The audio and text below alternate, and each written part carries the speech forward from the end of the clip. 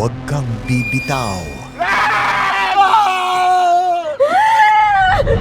Dahil umpisa na ng laglagan. Sergeant Ibarola, totoo bang nang mamulesya ka ng detainees ng presinto nyo? Kayo, puro kayo fake news ha. Ang hihilig nyo sa fake news. Hindi ako yan. So ano sinasabi mo? Fake ang pictures na yan? Mapaalala ko lang nasa isang bangka lang tayong lahat. Kung ano mang mangyari sa akin, damay-damay tayo lahat dito.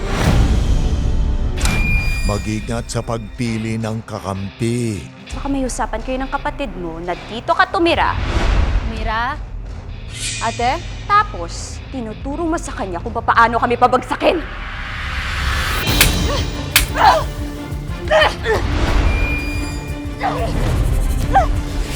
Baka nakakalimutan mo, tera rin ako.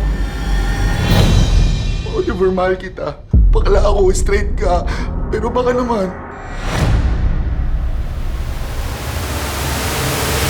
Sige, Mr. Chu, kausapin ko na lang yung manager mo dito.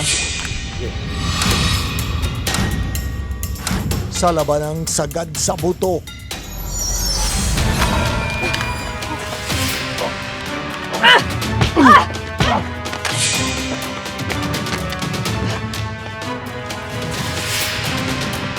Sige.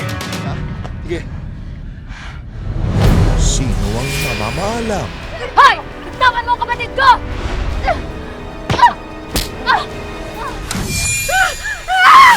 Sino ang paglalamayan? Amira, umalis na tayo. Hindi ligtas dito. Alex! Ito ba?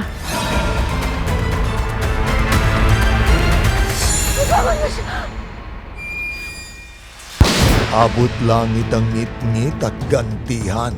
Hindi dapat sinasaktan ang isang ulol na hayop kung hindi mo din kayang patayin.